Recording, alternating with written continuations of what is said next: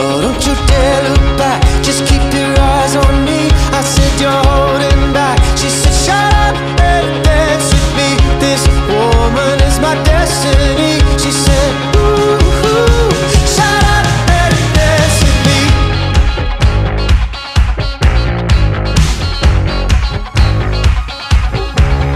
We were victims of the night, the chemical, physical, kryptonite. Help us to the base and the fading light.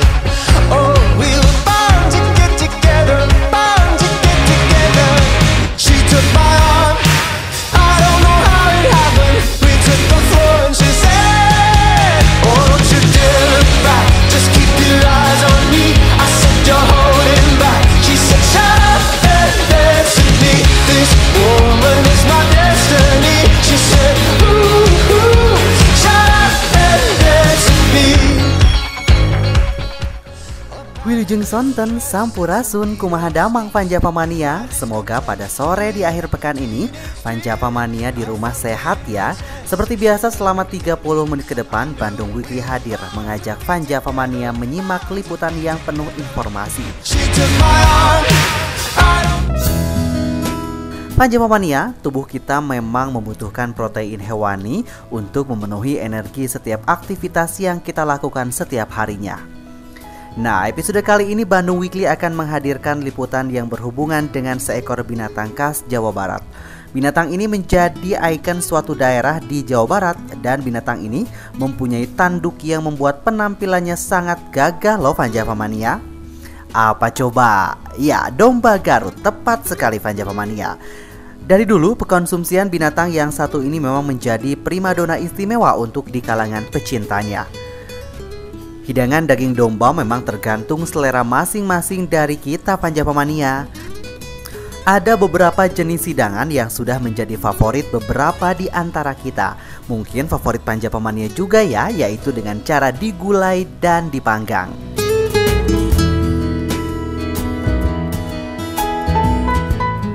Panjapamania, salah satu potensi yang dimiliki Jawa Barat di bidang peternakan bukan saja hanya unggas dan ayam, tetapi juga domba. Untuk domba sendiri ada dua jenis, yaitu domba Pajajaran dan domba Garut.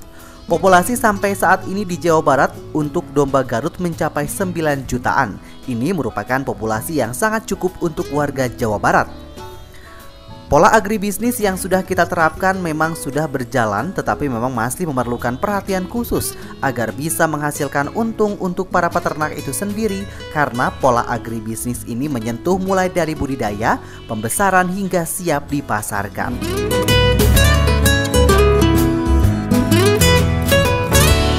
Salah satu potensi yang dimiliki oleh kita selain daripada unggas ataupun ayam ya, itu adalah ternak domba.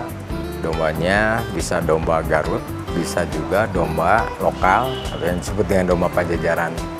Kalau dihitung total populasi domba yang kita miliki sekarang itu kurang lebih 9 jutaan. Jadi artinya populasinya cukup tinggi untuk mensuplai seandainya semua masyarakat Jawa Barat ini untuk mengkonsumsi daging domba. 9 juta lebih itu populasi yang kita miliki itu, dan itu yang dombanya. Terus kemudian yang kambingnya kita punya sekitar 3 jutaan.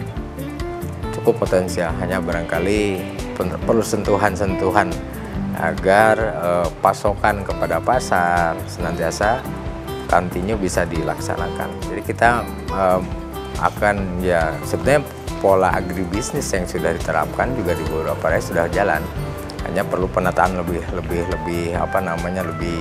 detail lagi untuk menghasilkan pola breeding, pola agribisnis yang pada akhirnya bisa memberikan katakanlah keuntungan bagi para peternak itu. Jadi yang namanya dengan pola agribisnis dari mulai sentuhannya itu dari mulai hulu, budidaya, pembibitan, kemudian juga pelaksanaan pembesarannya ataupun ririnya sampai kepada siap untuk menghadapi atau dipasarkan hasil daripada pola perkawinan itu. Jadi dari hulu sampai kepada hilir. Nah, memang kalau saya lihat di sini kelompok-kelompok yang ada katakanlah binaan kita tidak ataupun belum banyak menerapkan pola agribisnis seperti tadi dari hulu sampai kepada hilirnya. Sehingga kepentingan pasar ini saya yakin belum tercukupi. Contoh lah, pada saat kita menghadapi hari raya Lebaran ataupun hari raya Agung, pada saat kita perlu katakanlah satu jenis yang sama umurnya, yang jantan katakanlah di atas misalnya di atas tahun, yang sudah punglak, ini tidak bisa kita mencari dalam satu lokal ya. Dari mulai harga sampai kepada besaran itu kita akan bisa keliling satu kota Bandung untuk memperoleh 10 ekor yang sama. Nah, kalau dengan pola seperti tadi, mulai pola agribisnis, jadi antara perkawinan terus kemudian melaksanakan pembesaran dan sampai kepada siap untuk dipasarkan, saya yakin si para peternak atau pembeli ini bisa datang ke satu lokasi. Oh, ini ngaya, iya, ini yang kita harapkan. Nah, ini yang belum belum terlaksana oleh semua kelompok yang ada di Jawa Barat itu.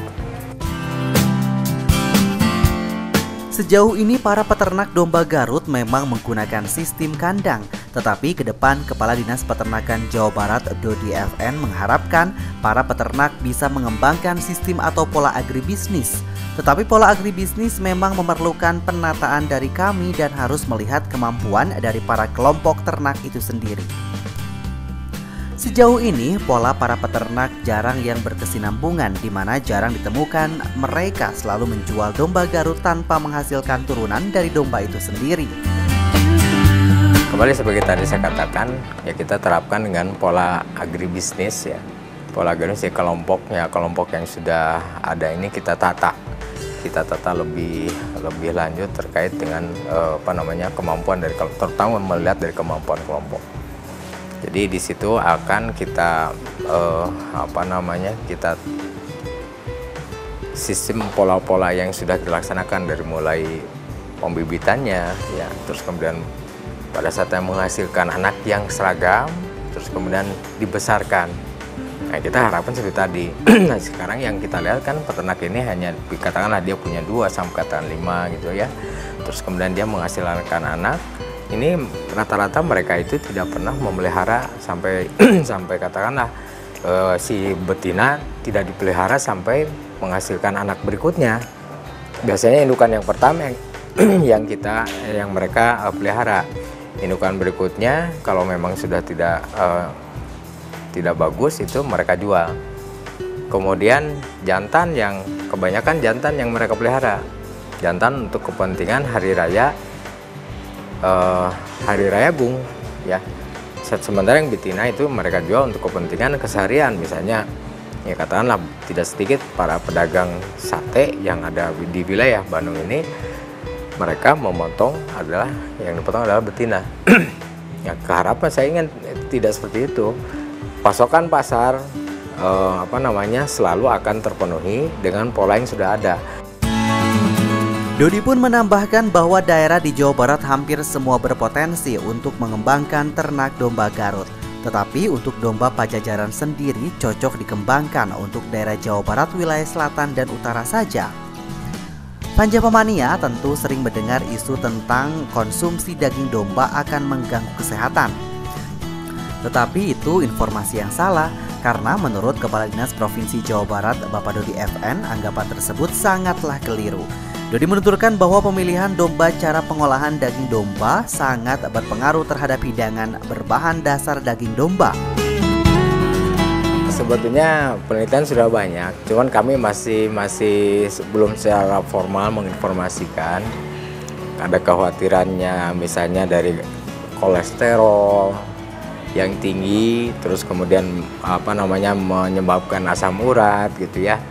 Ini sebetulnya dengan cara-cara yang baik dan benar itu bisa dihindarkan. Satu, misalnya domba yang dipotong usianya tidak terlalu tua, dalam artian komposisi daging dan lemaknya masih kecil. Kemudian yang keduanya cara memasak yang baik dan benar. Kalau orang kita mengkonsumsi daging itu, katakanlah kalau si daging kambing ataupun daging domba kita buat sate, si satenya ini biasanya dibakar dengan kondisi berarang ya, sampai kering itu rata-rata. Nah ini yang sebetulnya kurang bagus pada saat kita mengkonsumsi bahan makanan seperti tadi, menyebabkan si arang ini jelas-jelas tidak dikonsumsi, dia dibuang lagi. Sebaiknya tidak sampai menghasilkan arang kalau sate ya. Terus kemudian kalau di stick ya, kalau ada istilah stick itu dengan disebut dengan well done atau medium ya, kita yang mediumnya lah. Jadi artinya si daging itu masih terlihat agak-agak merah. Kalau di kita kan enggak, pokoknya mau kudu matang gitu. Nah ini untuk komposisi ataupun tekstur daripada daging itu tidak harus sampai kepada menjadi arang. Berikutnya, kalau kita biasanya untuk memasak daging misalnya ya, selain daripada sate kita bikin gulai misalnya. Nah, gulai ini salah satu ramuannya adalah menggunakan santan. Santan sendiri bercampur dengan lemak dari yang dihasilkan dari daging domba ini, yakin asam urat ataupun kolesterol akan menyebabkan tubuh kita tinggi gitu loh. Kalau saya lihat ya. Jadi artinya ya hindarilah makan dengan cara memasak seperti tadi. Konsepnya makanan adalah boleh semacam daging yang dibakar dengan tidak sampai menjadi arang gitu. Kemudian juga umur atau usia potong. Nah, ini yang harus diperhatikan. Tadi saya katakan komposisi antara tekstur daging dengan lemak, seandainya sudah tua biasanya lemaknya sudah banyak. Nah kalau yang masih ya katakanlah setahunan, itu masih lemak di dalam dagingnya masih sedikit. Nah ini mungkin cara-cara seperti ini yang harus kita sosialisasikan. Nah, Panja Pemania jangan pindahkan channel TV kalian ya, karena setelah jeda pariwara berikut ini, Panja Pemania akan kita ajak ke peternakan domba yang menerapkan metode yang bisa dibilang modern.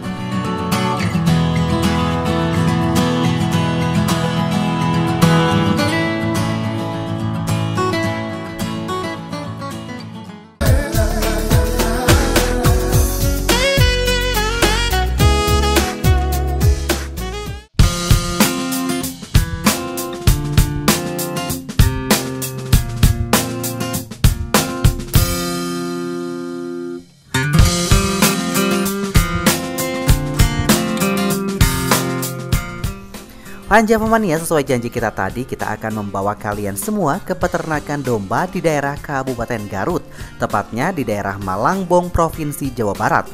Di peternakan milik Yudi Guntara Nur memilih domba Garut sebagai jenis domba yang diternakan.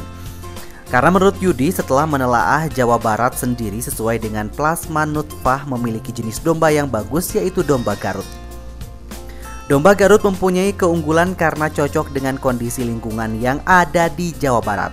Lahan sebesar 7 hektar disulap menjadi peternakan domba yang sangat produktif. Kedepan peternakan ini diharapkan bisa menjadi peternakan yang bisa merubah paradigma yang ada, di mana mindset yang ada saat ini bibit hanya dikembangkan oleh peternak skala kecil, di mana ternak domba hanya dijadikan bisnis kedua setelah kegiatan sehari-hari, sehingga mengakibatkan kesulitan mencari bibit domba Garut itu sendiri.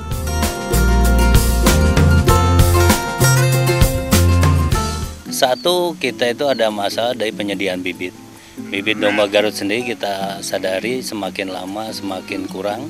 Dan kita lihat kalau sekarang yang terjadi adalah pembibitan itu dilakukan oleh petani-petani dalam skala kecil, baik untuk menghasilkan bibit juga untuk menghasilkan daging.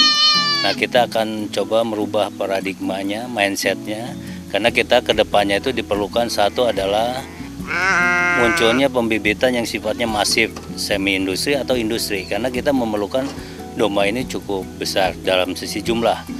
Yang kedua juga selain bibit kita juga harus menghasilkan domba konsumsi juga cukup besar. Kita melihat data yang ada, tanpa adanya introduksi perusahaan atau industri dalam pembibitan dan peternakan domba, populasi domba kita ini dalam data yang ada itu menurun. Ini kita khawatirkan kalau selama pemeliharaan ini masih dalam sisi skala usaha tani ternak oleh petani, kita khawatir jumlahnya akan semakin menurun karena demand atau kebutuhan domba ini semakin lama semakin meningkat. khususnya untuk akikah, untuk kurban, juga untuk konsumsi. Nah, ini yang kita harapkan muncul industri-industri ini. Lalu kenapa muncul industri ini? Karena kita juga harus berdaya saing. Kalau domba kita kembangkan dengan sistem masih sangat tradisional, lalu skala usahanya juga kecil, ini yang akan bermasalah adalah dalam daya saing. Domba semakin mahal, semakin sulit untuk didapatkan. Dengan metode yang sistemnya lebih ekstensif, lalu juga industri, kita tekankan pada aspek daya saing, efisiensi, peningkatan produktivitas. Dengan sistem yang kita kembangkan sekarang, diharapkan domba ini bisa dalam jumlah banyak kita produksi, bibitnya juga kita jumlah banyak produksi, juga berdaya saing dengan harga yang relatif terjangkau gitu. Yudi Guntaranur, pemilik Agro Investama yang sekaligus Ketua HPDKI Jawa Barat mengatakan, dalam ternak domba biaya paling tinggi adalah biaya untuk pakan. Tetapi dengan metode yang dikembangkan oleh dirinya, biaya itu bisa ditekan lebih murah sehingga bisnis domba mempunyai daya saing. Peternakan domba milik Yudi ini mempunyai kapasitas untuk 1.500 ekor dan untuk tahun ini Yudi menargetkan 1.000 ekor. Sehingga tahun depan peternakan ini sudah bisa mengeluarkan stok domba sesuai target. Jadi kita sekarang yang kita kembangkan adalah kita menggunakan sistem tidak ngarit. Karena yang menjadi biaya paling tinggi dalam hal pemeliharaan ternak domba, kalau pada saat kembangkan pada skala yang lebih besar, pada saat petani itu punya 2-3 ekor domba, dia mungkin pulang dari sawah, pulang dari kebun, ngarit bahwa untuk rumput untuk dombanya aman, tidak ada masalah. Tapi pada saat dia menambah jumlah dombanya, dia harus mencari rumput dengan ngarit, biayanya cukup tinggi, rumputnya juga tidak tersedia. Yang terjadi adalah mahal biaya pemeliharaannya, sehingga mereka tidak akan bisa memelihara lebih dari jumlah yang mereka bisa lakukan ngarit untuk oleh sendiri. Tapi dengan cara kita menyediakan pakan padang pengembalaan seperti ini, kita sekarang tidak perlu banyak orang untuk mengarit, karena domba silahkan saja merumput gitu. Dengan ini kita mendapatkan biaya yang sangat murah dari sisi pemberian pakan, sehingga ini membuat lebih berdaya saing. Harga domba bisa kita tekan dan harganya lebih bisa kompetitif. Alami. Jadi kita lepaskan. Ini ada beberapa kelompok. Ada kelompok yang kawin, jadi istilahnya dikasih pejantan. Dan memang pada saat kawin juga ada kelompok menyusui. Menyusui itu dia udah punya anak induknya. Juga ada kelompok lagi mau melahirkan, itu kita kelompok-kelompokan. Cuma sistem perkawinannya sistem alam, jadi kita biarkan saja, kita serahkan pada pejantan untuk mengawini betina-betina yang ada. Kita sekarang pakai koefisien sekitar 25-30 ekor betina, kita kasih satu pejantan. Pengkonsumsi daging domba mayoritas adalah kaum muslim dan Indonesia termasuk negara muslim terbesar di dunia. Untuk itu, sudah pasti permintaan akan daging domba akan terus meningkat. Selain itu, mengkonsumsi daging domba sendiri sekarang sudah menjadi lifestyle, sehingga ini merupakan bisnis yang sangat menjanjikan ke depannya. Sementara itu, ketika disinggung dengan ketakutan jika mengkonsumsi daging domba akan mengganggu kesehatan, Yudi memastikan bahwa dengan pengolahan dan pengkonsumsian yang baik, maka hal itu bisa dihindarkan. Dan ini termasuk tugas pemerintah untuk ikut